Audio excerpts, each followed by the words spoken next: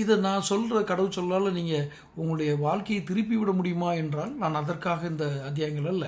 இந்த அத்தியாயங்களில் நீங்கள் ஒரு கடவுச்சொல் மறந்த கணினிகளாக இருக்கிறீர்கள். நீங்கள் சக கம்ப்யூட்டர்களோடு சக மனிதர்களோடு அதிகமாக பழகும் நாட்கள். காரணம், அவர்களும் தங்களை தயார்படுத்தி கொண்டிருக்கும் ஒரு காலம்தான். உங்களோட சேர்ந்து பயணிக்கிறவங்களும். அப்போ எல்லாருமே ஒருத்தருக்கு ஒருத்தர் பாசிட்டிவ் தாட்ஸை பகிர்ந்துக்கிட்டிங்கன்னா எல்லாரும் வளர்ந்துருவீங்க. பாசிட்டிவ் தாட்ஸ்னால் என்ன?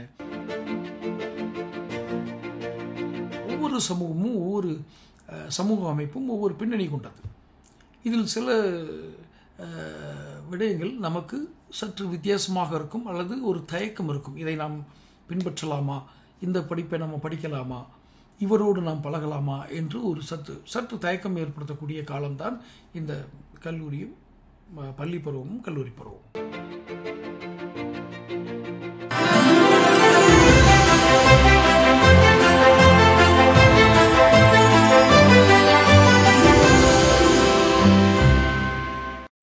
தமிழகம் டைம்ஸ் நேயர்களுக்கு எனது அன்பான வணக்கங்கள்.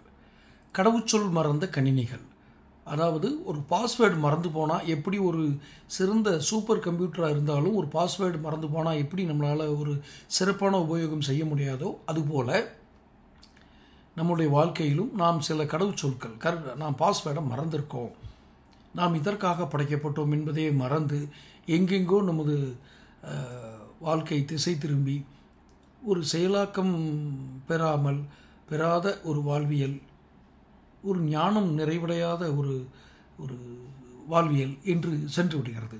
இதை நான் சொல்கிற கடவுச்சொல்லால் நீங்கள் உங்களுடைய வாழ்க்கையை திருப்பி விட முடியுமா என்றால் நான் அதற்காக இந்த அத்தியாயங்கள் அல்ல.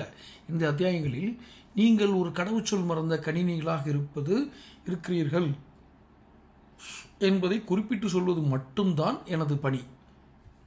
பாஸ்வேர்டு மறந்துட்டா என்ன நடக்கும்? அந்த கம்ப்யூட்டர் சிறப்பாக செயல்பட முடியாத அந்த இதுக்காக தான்.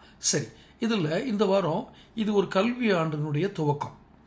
கல்வி ஆண்டு என்பது ஜூனில் துவங்கி அடுத்த ஏப்ரல் வரை இந்த கல்வி ஆண்டு இருக்கும். இந்த கல்வி ஆண்டில் நாம் மாணவர்களுக்குத்தான் இந்த கடவுச்சொல் மறந்த கணினிகள் இந்த அத்தியாயத்தை நான் குறிப்பாக தயாரித்திருக்கிறேன். இந்த அத்தியாயம் எப்படி, என்ன மாணவர்களுக்கு என்ன கல்வி கற்பது. இப்போது அதாவது பள்ளி பருவத்தில் இருக்கும் மாணவர்கள் அடுத்த வகுப்பிற்கு அடுத்த ஸ்டாண்டர்டுக்கு போவாங்க. மேற்படிப்பு ஹையர் ஸ்டடீஸ் முடிஞ்சவங்க இன்னும் தொழில்நுட்ப கல்விக்கோ இல்லை பட்டப்படிப்புக்கோ சொல்லுவாங்க. இதில் இவங்க தேர்ந்தெடுக்கிற திறன் இருக்கு இல்லையா, அடுத்து நம்ம என்னது அப்படின்னு, அதில் நிறைய பேருக்கு அந்த தேர்ந்தெடுக்கும் திறன், இந்த selective capacity, how to select அப்படிங்கிறது நான் வெறும் பள்ளி மாணவர்களுக்கு மட்டும் இல்லை, வாழ்வியலும் கூட. வாழ்க்கை துணையை தேர்ந்தெடுப்பது ஒரு வகையான தேர்வு தான், நமக்கு கடினமான தேர்வு. ஏனென்றால் அங்கேயும் ஒரு ப்ரீ ப்ரோக்ராம்டு கம்ப்யூட்டர்ஸ், கடவுச்சொல் மறந்த கணினி, பாஸ்வேர்டு மறந்து போன கணினியாகத்தான் உங்களுடைய வாழ்க்கை துணையும் வரும் அல்லது அந்த வாழ்க்கை இணையும் வரும். இணை துணை எனக்கு வித்தியாசம் இருக்கு அப்படி சொன்னேன். ஸோ உங்களுக்கு கல்வி எவ்வளோ முக்கியமோ அதுபோல் தான் வாழ்க்கையின். காரணம், நீங்கள் ஒரு கணினியோடு உரையாடுகிறீர்கள் என்றால் அந்த கணினியின் சிறந்த மொழி உங்களுக்கு தெரிந்திருக்க வேண்டும்.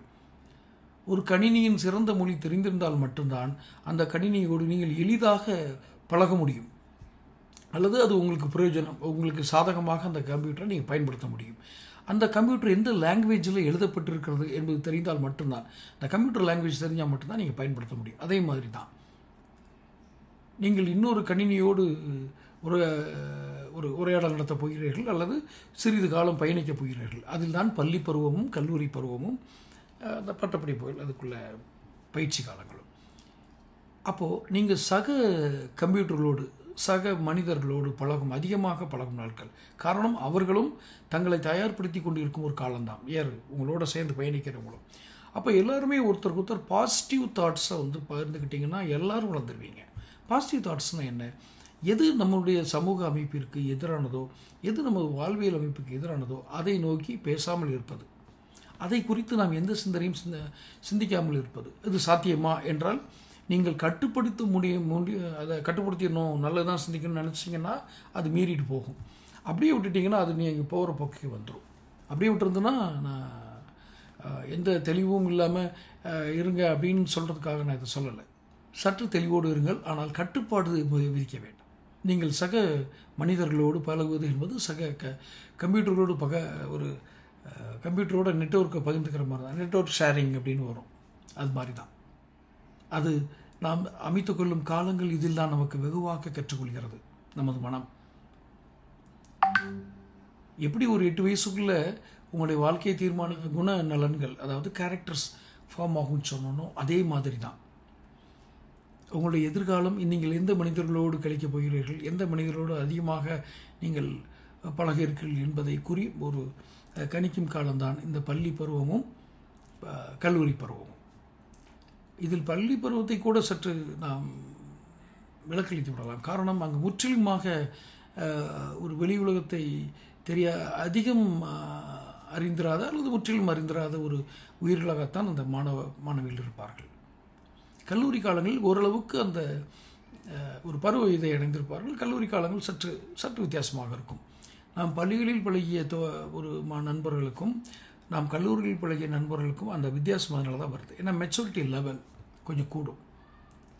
அந்த மெச்சூரிட்டி லெவல் கூடும்போது தான் அவங்க அடுத்த கட்ட தன்னுடைய வெற்றி பாதையை நோக்கிய ஒரு படிக்கல் அமைக்க முடியும். மிக மிக முக்கியமான காலங்கள். முதல் 8 வருடம் எப்படி குணநலன்களை உங்களுடைய கேரக்டர் ஃபார்மேஷனோ, அது மாதிரி பள்ளியும் கல்லூரியும் உங்களுடைய அடுத்த கட்ட வாழ்வியல் நகர்களுக்கான சக மனிதர்களை உங்களுக்கு அறிமுகப்படுத்தும் காலம். இங்கு பாஸ்வேர்டு ரொம்ப முக்கியம். அதுக்கு தான் நான் சொன்னேன், நேர்மறை சக்தி என்று வடிவமைத்துக் கொள்ளுங்கள். ஒவ்வொரு சமூகமும் ஒவ்வொரு சமூக அமைப்பும் ஒவ்வொரு பின்னணி கொண்டது. இதில் சில விடயங்கள் நமக்கு சற்று வித்தியாசமாக இருக்கும் அல்லது ஒரு தயக்கம் இருக்கும். இதை நாம் பின்பற்றலாமா, இந்த படிப்பை நம்ம படிக்கலாமா, இவரோடு நாம் பழகலாமா என்று ஒரு சற்று தயக்கம் ஏற்படுத்தக்கூடிய காலம்தான் இந்த கல்லூரியும் பள்ளி பருவமும் கல்லூரி பருவமும். அதனால தான் கவனமாக இருங்கள், அபாயகரமான வளைவுகள் காத்திருக்கிறது, கவனமாக இருங்கள் என்று இந்த பள்ளி பருவத்தையும் கல்லூரி பருவத்தையும் குறிப்பிடுவது. காரணம், இந்த காலங்களில் ஏற்படக்கூடிய சில பழக்கங்கள் நீண்ட நாட்களுக்கு அது ஆழமாக பதிந்தோடும். இது என்னுடைய ஒவ்வொருவருக்குள்ளும் இருக்கும் ஜெராக்ஸ் மிஷின் என்ற ஒரு அத்தியாயங்கள் என்னுடைய இதே சேனலில் வந்துகிட்டு இருக்கு. அதை குறித்து தான் பேசுவது. விரிவாக நீங்கள் அந்த அத்தியாயத்தில் பார்க்கலாம். அந்த சொற்றுடனை நீங்கள் பார்க்கலாம். உங்களுடைய பதிவுகள் ஆரம்பமாகும் காலம்.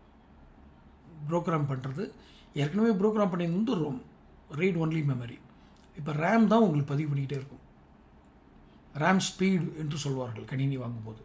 அந்த ரேம் ஸ்பீடு உங்களுக்கு ஒரு ரெகுலேட் ஆகிற நேரம் தான் இந்த பள்ளியும் கல்லூரியும்.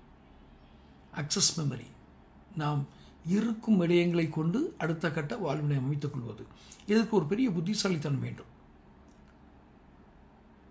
இந்த புத்திசாலித்தனங்களை வளர்த்துக் கொள்வதில் தான் நம் சாமர்த்தியம் இருக்கிறது.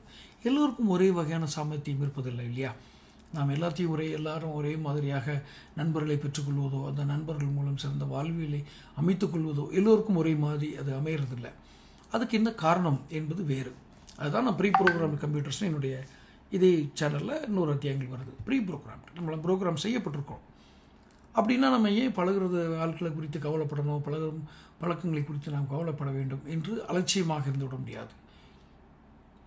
அதனால தான் உற்று கவனியுங்கள், உங்களுடைய எண்ணங்களை உற்று கவனியுங்கள். ஒவ்வொரு நாளும் ஒரு குறிப்பிட்ட நேரம் உங்களுக்கு அன்று என்ன ஏற்பட்டது என்பதை மனதிற்குள் திரையிடுங்கள்.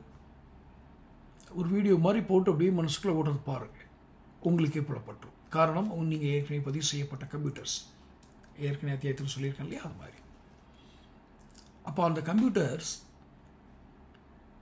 ஒரு அந்த கடவுச்சொல் என்ன அப்படின்னா, நீங்கள் விழிப்புடன் மொழிகளை கற்றுக்கொள்ளுங்கள்.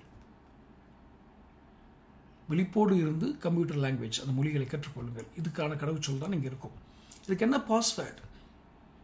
அது ஒவ்வொருவருக்கும் தானாகவே தோன்றும். இதுதான் ஆட்டோமேட்டிக் ஜென்ரேட்டட் பாஸ்வேர்டுன்னு சொல்லுவாங்க இல்லையா, அது மாதிரி ஸ்ட்ராங்காக இருக்கும்.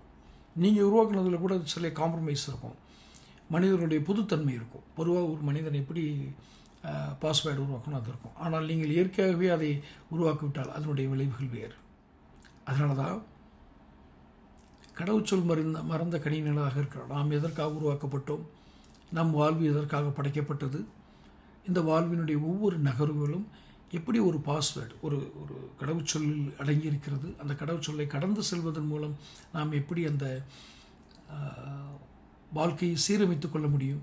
என்னுடைய இதே அத்தியாயத்தில் வருகிறது, ரீப்ரோக்ராம் யுவர் பிரைன். ஸோ நண்பர்களை தேர்ந்தெடுப்பது, கல்வியின் மூலம் நம் வாழ்க்கை பாதைகளை நான் திசை மாற்றம் சொல்ல திசை அமைப்பது என்பதெல்லாம் இப்போது நடக்கும் காலங்கள். அப்படியானால் நமக்கான கடவுச்சொல் நமக்கு தோன்றும் வரை நாம் உற்று நோக்கி காத்திருக்க வேண்டும் என்பதுதான் என்னுடைய இந்த காணொலியினுடைய முக்கிய கருத்து. அடுத்த அத்தியாயத்தில் மீண்டும் சந்திக்கிறேன். சேனல் சப்ஸ்கிரைப் பண்ணாதவங்க சப்ஸ்கிரைப் பண்ணிக்கோங்க, நோட்டிஃபிகேஷன் பில் பதிவு பண்ணிக்கோங்க. மீண்டும் ஒரு காணொலி அடுத்த அத்தியாயத்தில் சந்திப்போம். நன்றி, வணக்கம்.